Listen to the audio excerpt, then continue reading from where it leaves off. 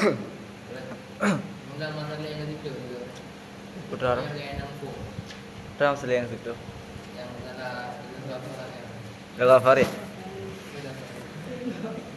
Jadi antara makis dan makis alih terdapat farid, terdapat perbedaan, tapi perbedaan tersebut disia-siakan, diilghakan, tidak dianggap, tidak diiktibar. Jelas? Seperti mengkiaskan hamba abdun dengan ammah fi saraya. Terdapat farid. Faridnya adalah antara zukuriyah dengan unusah. Unusah itulah farid. Farid tersebut tidak diangkat. Jelas. Itulah mana ilgha farid.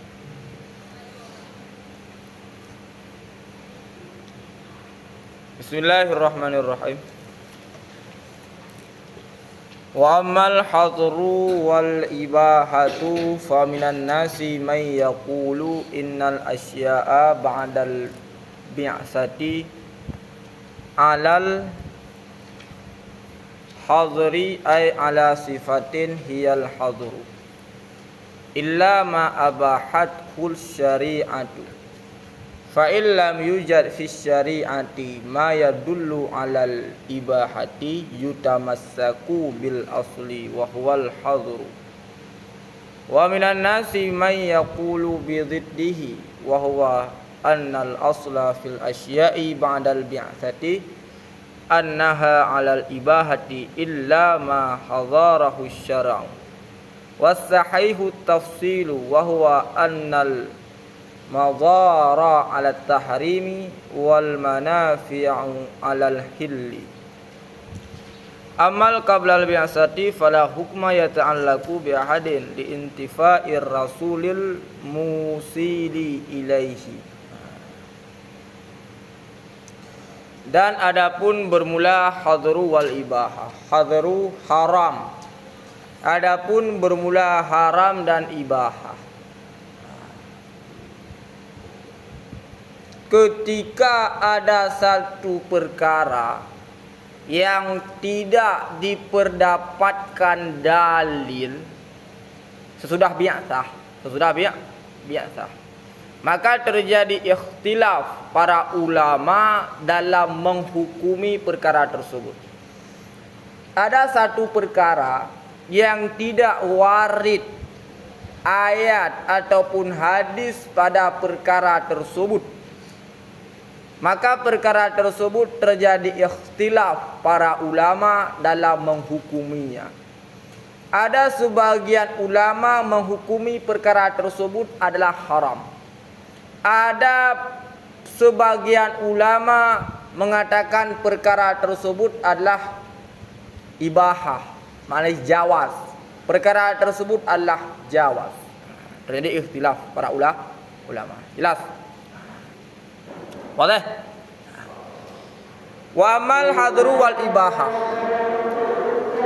Ketika ada satu perkara yang tidak ada dalil, maka terjadi ikhtilaf para ulama. Ada yang menghukumi bahwa perkara tersebut adalah haram. Ada sebagian ulama yang menghukumi perkara tersebut adalah perkara yang ibahah, yaitu jawaz.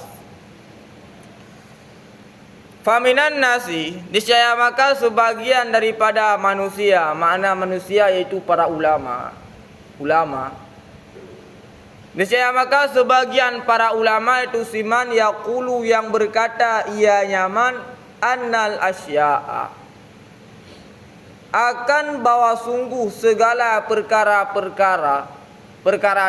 tersebut terbenar kepada af'al, terbenar kepada aqwal, terbenar kepada yang mudarat, terbenar kepada manfaat dengan dalil tafsil yang akan datang.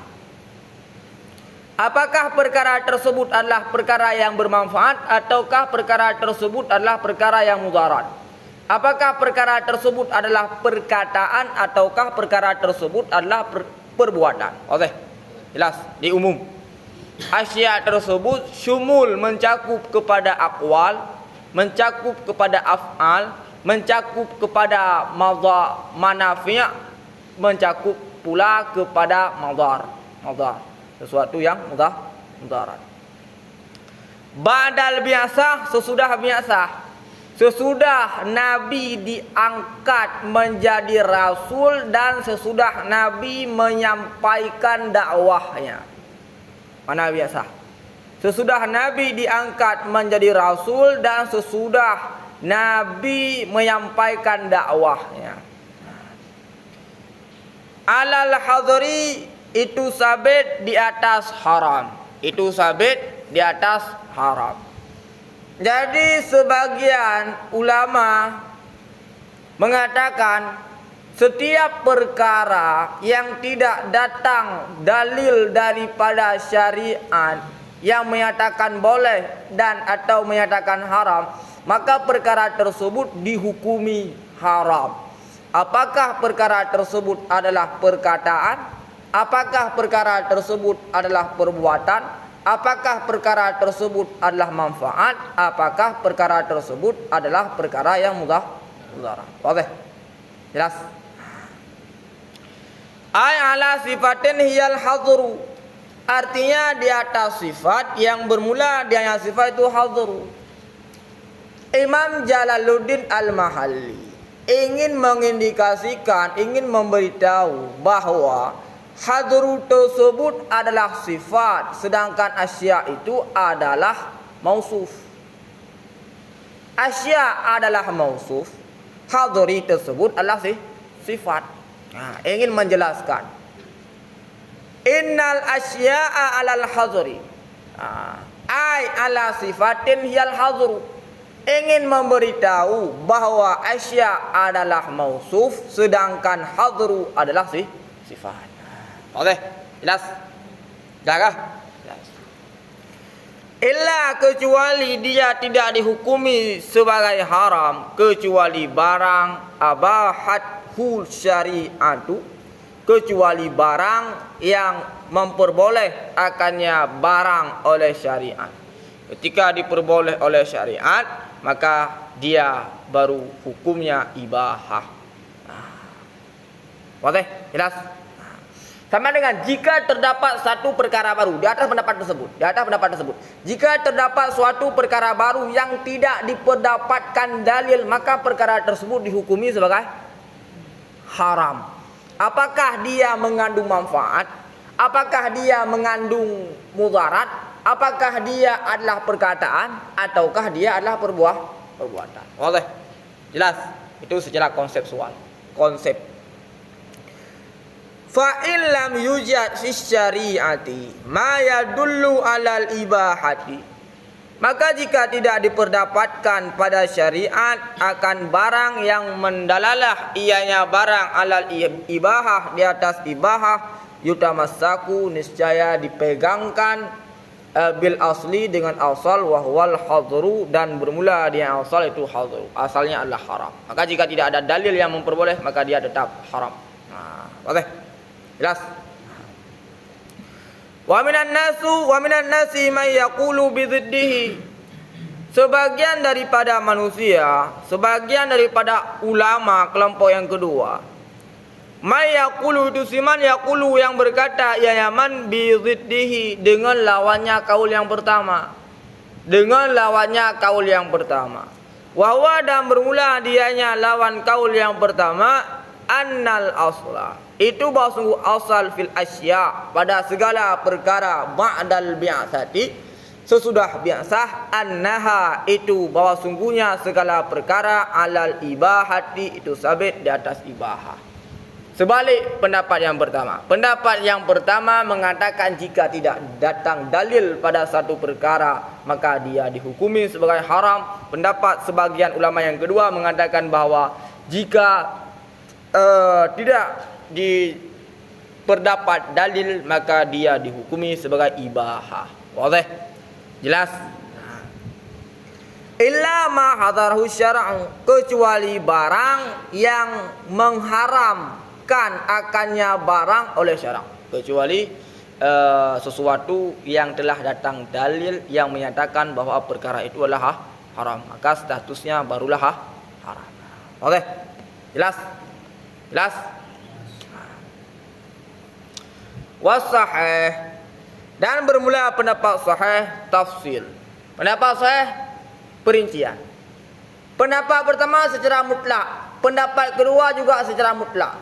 Pendapat pertama secara mutlak, mutlak haram di atas pendapat yang pertama. Maknanya adalah apakah manfaat ataupun mudarat. Pendapat yang kedua juga mutlak, dia adalah mubah. Apakah perkara tersebut adalah mengandung manfaat ataukah mengandung mudarat? Secara mutlak, mutlak haram di atas pendapat yang pertama, mutlak ibahah di atas pendapat yang kedua. Oke. Wasahih, dan bermula pendapat sahih tafsil, itu terdapat perincian. Pendapat yang kedua tersebut, pendapat yang ketiga yang mengadakan tafsil itu adalah pendapat jamaah ulama mutaakhirun. Itu adalah pendapat jamaah mutaakhirun. Di antara ulama mutaakhirun yang berpendapat bahawa yang sahih adalah tafsil, Imam Ar-Razi. Imam Ar-Razi, pengarang kitab Al-Mahsul. Kemudian ada Imam Baydawi, pengarang kitab Minhajul Wusul.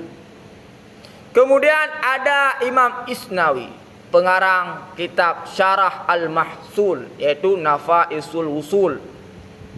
Kemudian Imam Isnawi juga mensyarah kitab Minhajul Wusul Imam Baydawi. Itu merupakan syarah terbaik. Dan Imam Zarkashi, pensyarah kitab Jam'ul Jawami'. Kemudian ada Imam Subki, pengarang kitab Jam'ul Jawami'. Pengarang kitab Jam'ul Jawami'. Gimana? Ibnu Subki. Pengarang kitab Jam'ul Jawami', pengarang kitab Raf'ul Hajib, dan pengarang kitab Al-Ibhaj. Al-Ibhaj syarah Minhajul Wusul Imam Baydawi, Raf'ul Hajib syarah kitab Mukhtasar Ibnu Hajib. Dan dari dua syarah tersebut diambil saripati, dijadikanlah kitab Jam'ul Jawami'. Oke, jelas? Wahwa, dan bermula dianya tafsir itu bahwa sungguh yang mudarat ala tahrim itu sabit di atas haram. Jadi sesuatu yang mudarat haram. Wal manafi', dan bermula yang bermanfaat ala hilli itu sabit di atas halal. Itu sabit di atas halal. Oke, jelas? Untuk dalil tiap-tiap pendapat buka dalam hasiah-hasiah, dan disertakan hasiah-hasiah, dan disertakan dalil-dalil dalam hasiah.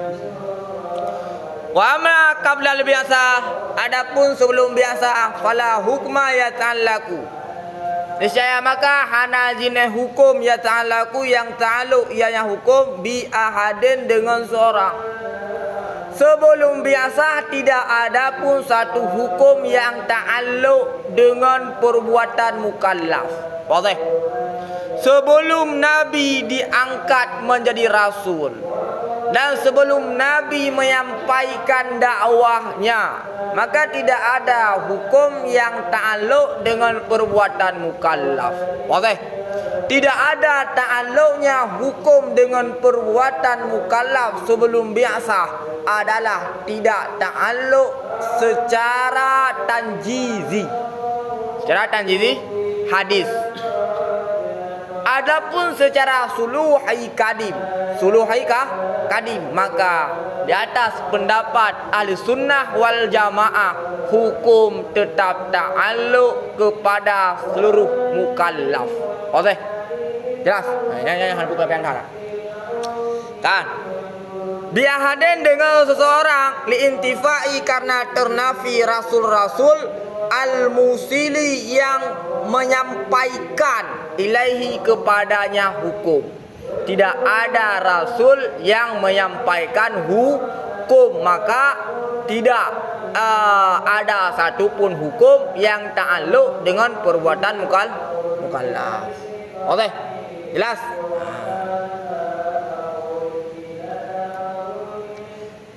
Jadi ketika ternafi hukum, ketika ternafi rasul, maka ternafilah hukum.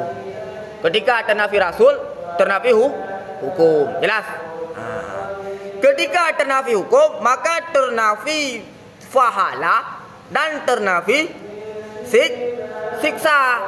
Orang yang mengerjakan satu kejahatan yang belum sampai seorang nabi menyampaikan hukum, maka dia tidak disiksakan, sebagaimana ayat wa ma kunna mu'adzibina hatta nab'asar rasula.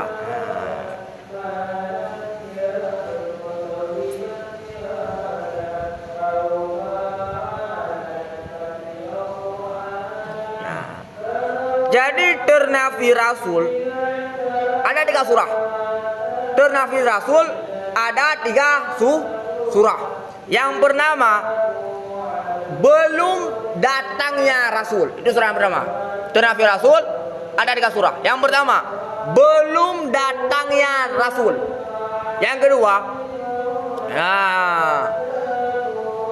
rasul sudah ada tapi sebelum diangkat menjadi rasul.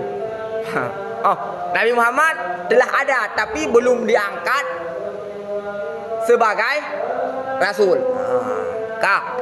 Kanan. Surah yang pertama memang tidak ada rasul sama sekali. Yang kedua, rasul telah diangkat, telah ada, telah lahir tapi belum diangkat sebagai rasul. Itu surah yang kedua.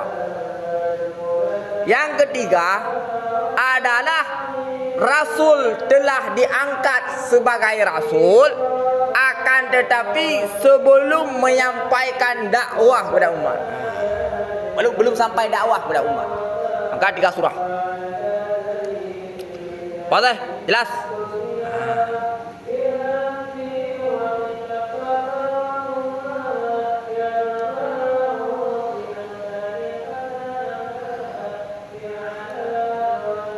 Apa deh? Apa yang hadru wal ibahah? Kah? Apa deh? Kopi? Anak kah? Anak kah? Santai kah? Mudah kah? Jawabannya berarti dari Fungal kata bisa deh kan? Coba. Dari Fungal kata bisa jawabannya. Adapun lebangkan bisa kan mendengar kitab kan?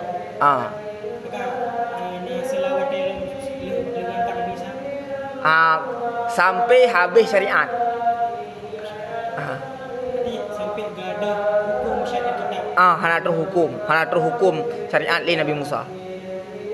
Nabi Isa. Tapi terjadi ikhtilaf. Orang Wahabi mengatakan bahwa ayah Nabi dan bapak Nabi dalam neraka. Ayah Nabi, bapak Nabi dalam neraka. Mengapa? Karena tidak bertauhid.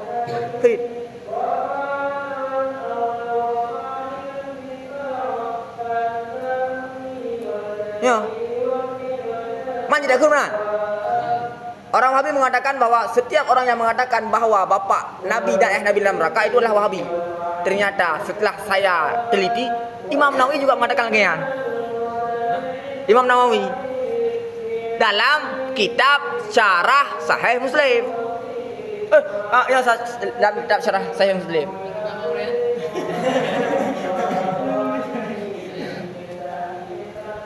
Imam Jalaluddin Asyuti menulis beberapa kitab untuk menjawab permasalahan tersebut. Imam Jalaluddin Asyuti dan sangat banyak ulama-ulama yang menulis untuk menjawab permasalahan tersebut. Mukhalafah dengan Imam Nawawi. Paham salahnya? Angka awal ni terlalu tanya Mbak Syekh Abdul Nabi, hal yajuzu an naqula anna man qala anna ababai nabi kafirun dallun wa khata'un.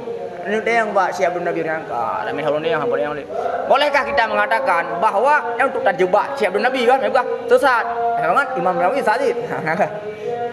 Jadi dalam kita sedang Imam Nawawi mengatakan lagi kan, mancu periksa ulang dia secara lung periksa ulang.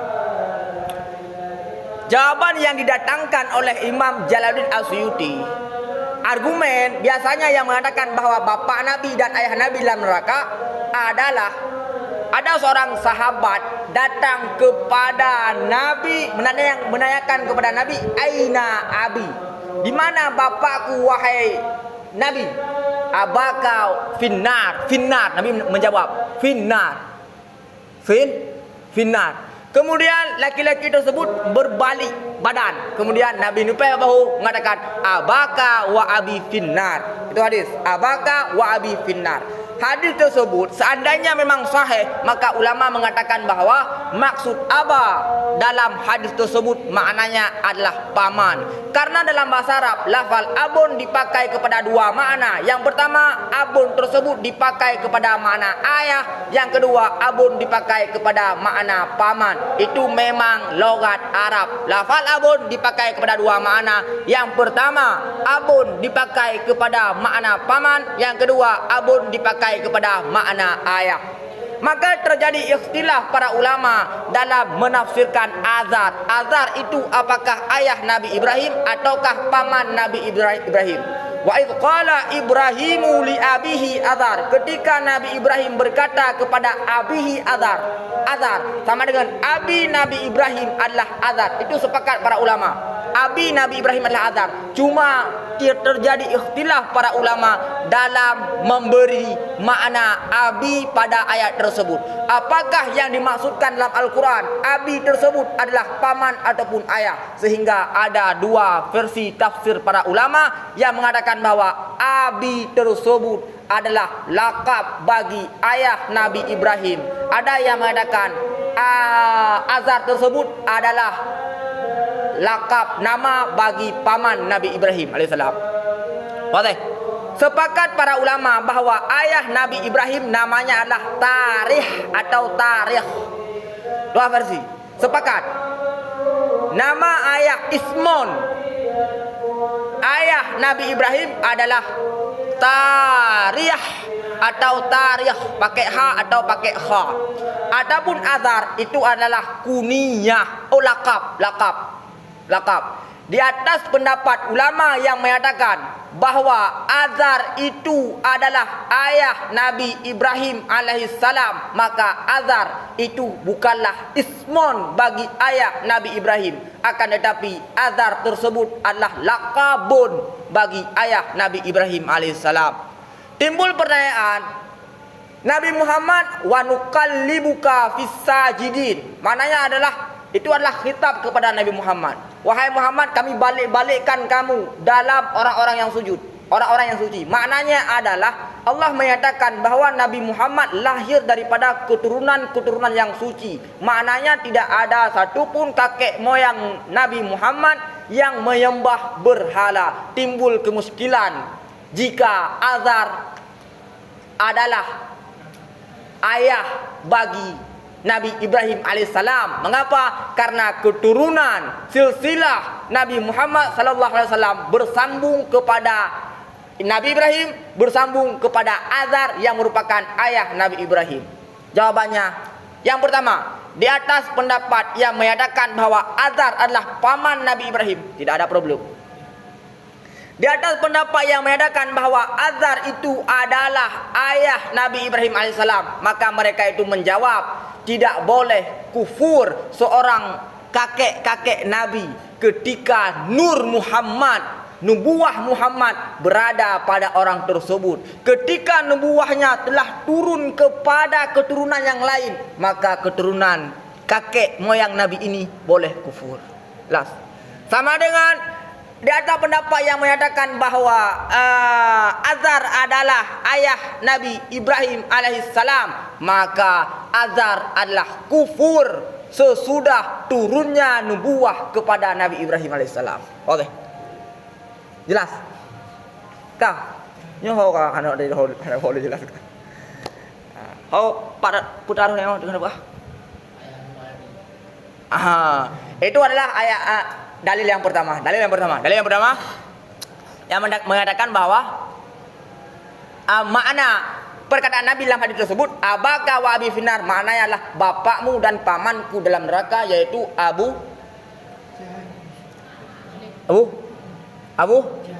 Lahab. Bebka Abu Talib. Abu Talib. Kau nyoka tentang Abu Talib dong kah? Kah ada tentang Abu Talib umat. Kau cerah.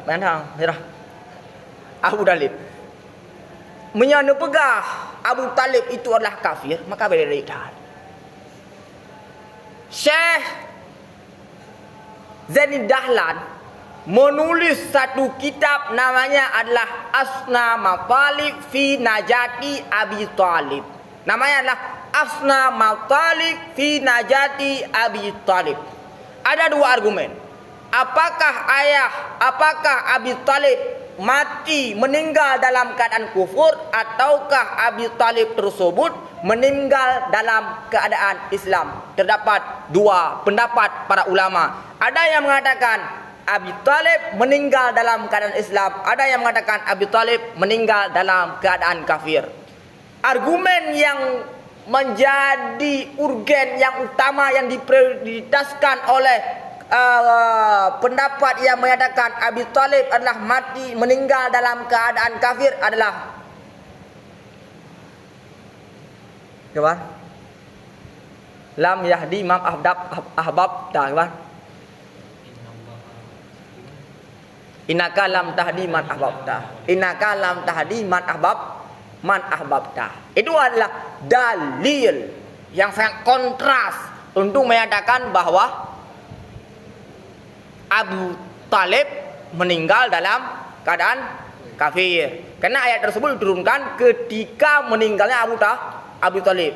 Innaka lam tahdi man ahbabta. Dalam kitab Asna Matalib fi Najati Abi Talib dijelaskan tentang ayat tersebut. Kemudian diberi beberapa argumen. Di atas pendapat kuat di sisi Ahlussunnah wal Jamaah, Islam hanya disyaratkan tasdiqu bil qalbi, tidak disyaratkan iqraru bil lisan. Itu pendapat kuat. Pendapat kuat dalam akidah menyatakan sah Islam adalah tasdiqu bil qalbi. Takriru bil lisan itu bukan syarat untuk sahnya Islam. Akan tetapi takriru bil lisan itu adalah syarat untuk berlakunya hukum-hukum Islam di dunia. Jelas? Seandainya ada seorang dalam hatinya mengakui Islam, tapi dia tidak menampakkan Islam karena ada faktor eksternal lain. Misalnya, Abu Talib. Seandainya Abu Talib menampakkan keislamannya, maka orang-orang Quraisy akan marah terhadap Abu Talib. Maka marah Abu Talib tersebut sebagai faktor sehingga Abu Talib menyembunyikan keislamannya. Boleh? Dalam hati Abu Talib, dalam batin Abu Talib, wallahu a'lam. Iqraru bil lisan itu bukan syarat untuk sah Islam, tapi iqraru bil lisan adalah syarat untuk berlakunya hukum Islam. Misalnya, tidak orang takriru bil qalbi, tapi iqraru bil qalbi, tasdiqu bil qalbi, tidak mengikirkan dengan lisan, karena terdapat perkara-perkara tantangan, cobaan atau ancaman sehingga menyembunyikan keislamannya secara zahir. Maka ketika meninggal dia tetap diperlakukan sebagai orang kafir. Secara batin hari akhirat dia adalah orang Islam. Inyo tasdiqu bil qalbi anak kemana? Ya, punya semata-mata hanya tasdiqu bil qalbi, tidak takriru bil lisan, maka dia adalah orang Islam di akhirat. Di dunia tidak berlaku hukum Islam dengan syarat terdapat perkara-perkara eksternal sehingga harus menyembunyikan keislamannya. Peta perkara yang harus menyembunyikan keislaman. Yang adalah tidak ada perkara yang harus menyembunyikan keislamannya ketika meninggal. Hanya tak tasdiqu bil qalbi tidak, tapi tidak takriru ikraru bil lisan, maka dia tidak hukum kafir. Hukum kafir di dunia dan di akhirat. Yang dijelaskan secara detail panjang lebar dalam kitab As-Sunnah Talib fi Najati Abi Talib. Kah?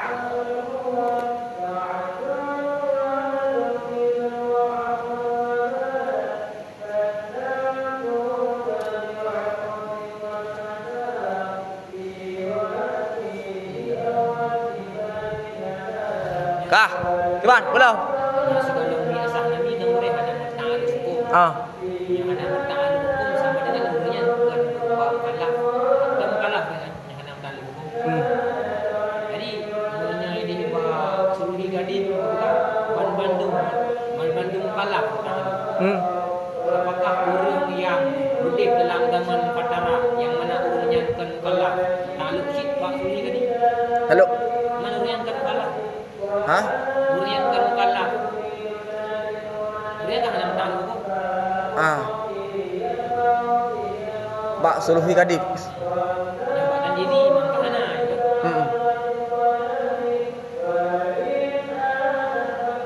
Sebab durian hanya mukallaf ini hanya bertaklifkan hukum karena hanya bertahan hukum bawahnya. Ya. Hanya syariat.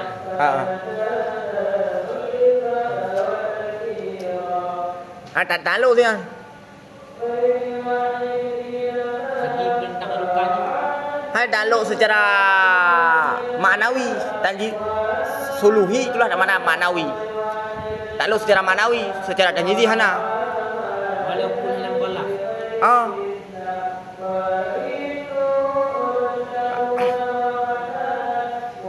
Kak. Secara suluhi apakah takluk kepada sabi? Takluk secara sabi, kepada sabi. Padahal sabi yang mukallaf. Kah, apa dah nak? Kah, aja. Wa mana istishab hal. Dan bermula makna istishab hal alladzi yuhtaju bihi kama sayati ay yustashabal asla ay yustashabal aslu ay adamul asliyu inda adamid dalil syar'i. Bermula makna istishab hal. Istishab hal alladzi yang didalilkan bihi dengannya istishab hal. Kama sayati sebagaimana barang yang selagi akan datang ya barang, yaitu pada perkataan musannaf fa in wujida fin nutqi ma yughayyirul asla. Empat. Mayati adalah fa in wujida fin nutqi ma yughayyirul asla. Empat. Yo dia ke. Kambang dayan. Fa in wujida fin nutqi ma yughayyirul asla. Empat. Yang adalah mayati. Empat. Kah, yang kedua yang tu mayati.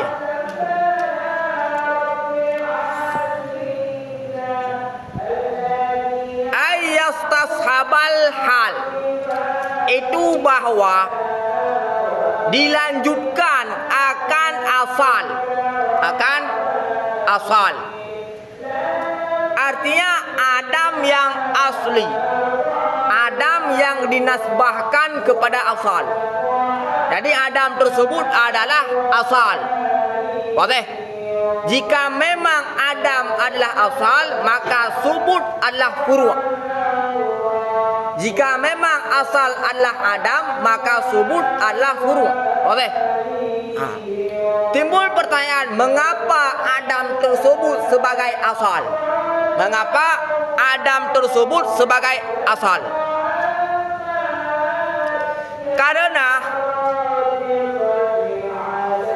Karena wujud pada tiap-tiap yang mungkin adalah furu' daripada Adam. Oke.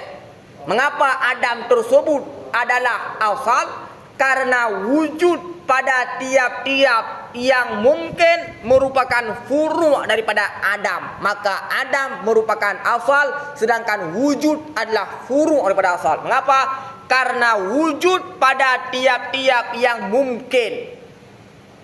Wujud pada tiap-tiap yang mungkin. Putra yang mungkinlah masih Allah. Selain Allah itu mungkin. Karena wujud pada tiap-tiap yang mungkin merupakan furu' daripada Adam. Maka Adam merupakan asal. Itu bahwa dilanjutkan akan asal. Artinya Adam yang dinisbahkan kepada asal. Di ketika tiada dalil syar'i. Di ketika tiada dalil syar'i. Perlu diketahui, istishab memiliki dua makna. Istishab memiliki dua makna. Ada makna yang pertama, ada dua makna. Makna yang pertama menjadi dalil secara kata. Tidak ada khilaf di sisi para ulama tentang istishab. Oke, jelas. Ada makna istishab yang kedua, yaitu subutu amrin fi zamanis tsani li subutihi fi zamanil awal. Jadi istishab memiliki dua makna. Yang pertama makna adami, yang kedua makna subuti. Oke, jelas. Istishab memiliki dua makna. Yang pertama istishab adami, yang kedua istishab subuti. Istishab subuti tersebut maknanya adalah subutu amrin li fi zamanis tsani li subutihi fi zamanil awal. Sebut satu perkara pada zaman yang kedua karena sebutnya perkara pada zaman yang pertama. Oke?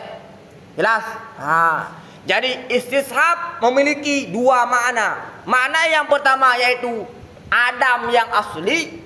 Yang kedua adalah makna istishab subuti, yaitu subutu amrin fi zamanis tsani li subutihi fi zamanil awal. Oke? Jelas? Istishab asal, istishab dengan makna yang pertama sepakat para ulama untuk dijadikan sebagai dalil. Tidak ada khilafiyah di antara Imam Syafi'i dengan Imam Hanafi. Oke? Jelas? Istishab dengan makna yang kedua yaitu subutu amrin fi zamanis tsani li subutihi fi zamanil awwali, itu merupakan hujjah di sisi Imam Syafi'i dan tidak menjadi hujjah di sisi mazhab Hanafi. Allahu akbar, Allah.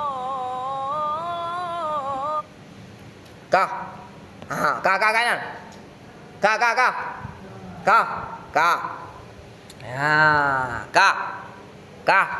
Apa deh?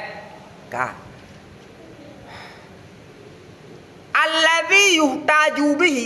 Keempat, perkataan syarih Imam Haramain ketika mengatakan alladzi yuhtaju bihi kama sayati, ingin menghamal perkataan Imam Haramain di atas makna istishab yang pertama. Oke.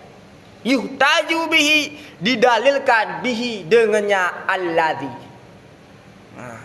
Oke. Jelas. Menghamal perkataan Imam Haramain di atas makna istishab yang pertama. Oke. Jelas. Apa dalil sehingga syarih Imam Haramain berani menghamal kalam Imam Haramain di atas makna istishab yang pertama. Dalilnya adalah perkataan Imam Haramain pada matan yang akan datang ketika mengatakan fa'in wujida fin nutqi ma yughayyiral asla. Itu adalah dalil sehingga Imam Mahalli berani menghamal kalam Imam Haramain di atas makna istishab yang pertama.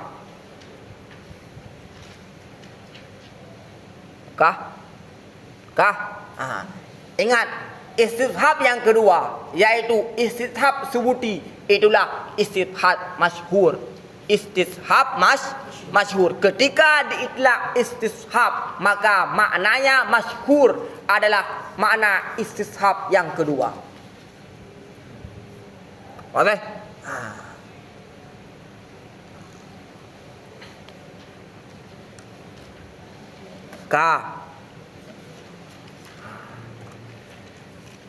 Jadi urai yang terjadi dalil mukhtalif itu dengan makna pertama ataupun dengan makna yang kedua? Makna yang kedua. Makna yang pertama sepakat. Makna yang kedua terjadi ikhtilaf. Makna yang pertama sepakat. Sebagaimana perkataan Imam Haramain pada matnanya akan datang, ittifakan, qat'an.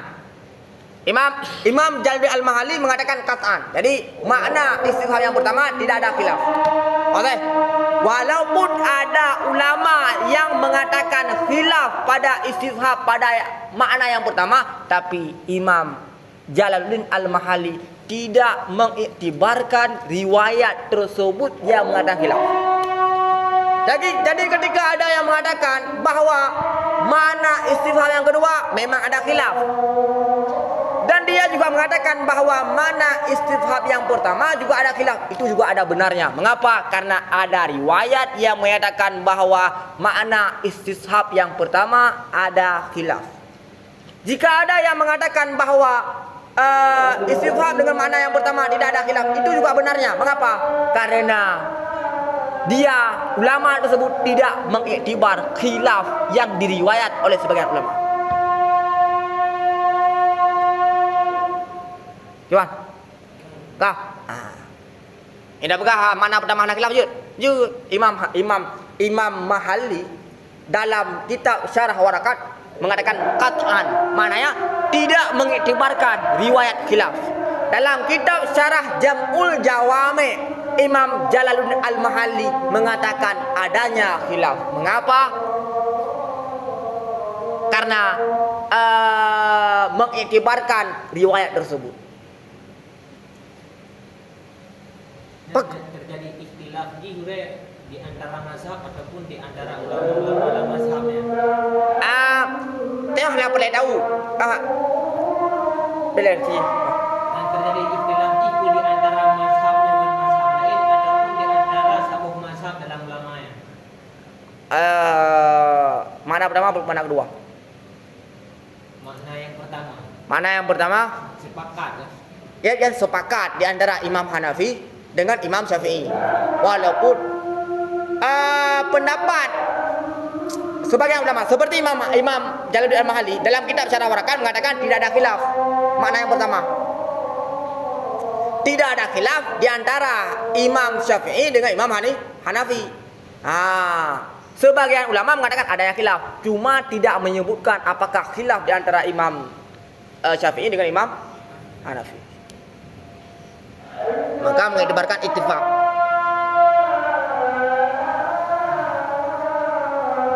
Dan kitabku tafsiran. Dan kitabku tafsiran. Tafsir dah. Tafsiran ayo. Tafsir mah. Umah hal lupa. Hal dudum ni kitab apa boleh buka karena kita belum baca. Kitab Hasyiah Najari. Kitab lu buka dulu baca kitab lu. Aku buka umah wow takkan wow nya buka supaya rong baca lah juga.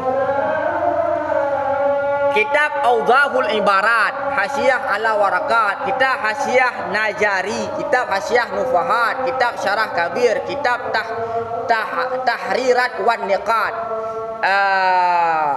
kitab Syarah Qurratul Ain, kitab Hasyiah Qurratul Ain. Yang biasa lu baca, Tidak ada lain yang hana biasa baca ada. Kitab Hasyiah Dimyati. Hasyiah Qulubi yang jadi lu baca. Jadi 8 buah yang biasa lu baca. Jadi mion tengok pan yang berah lagi lu berah. Pada kumpulkan dari kita tahu ya.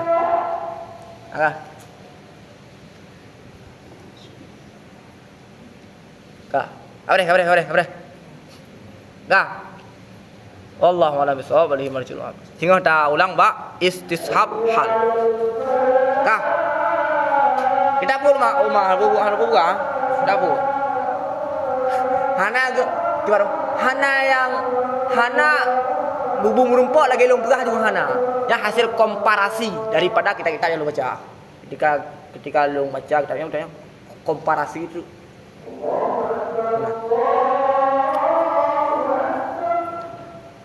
Yang head baju bukan head. Karena satu kitab dengan kitab lain beda mazhab. Kita pengarang kitab Qurratul Ain kan Syafi'i.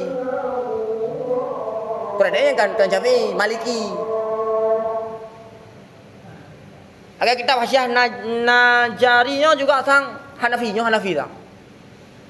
Karena mengatakan bahwa kismun yuhtaju bihi wa kismun la yuhtaju bihi.